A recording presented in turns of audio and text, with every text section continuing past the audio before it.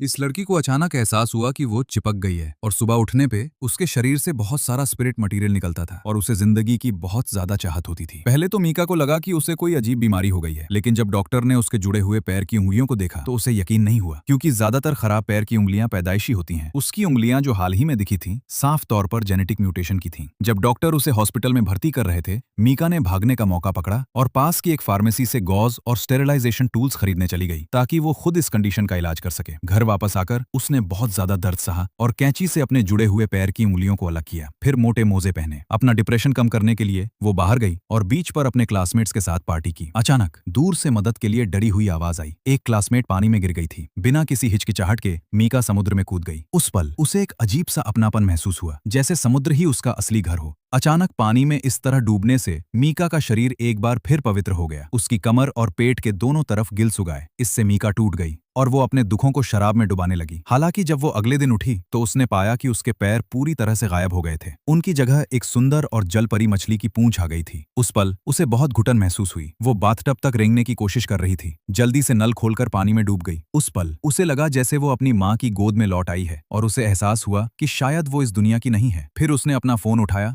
और अपनी best friend को फोन किया, लेकिन जब उसकी दोस्त ने जलपरी मीका को देखा तो वो बहुत देर तक चुप रही। हालांकि मीका की खातिर वो आखिरकार उसे बीच पर ले गई। अलविदा कहने के बाद मीका धीरे धीरे समुद्र की ओर रेंगती हुई चली जाती है। ऐसे और भी शॉट्स के लिए मुझे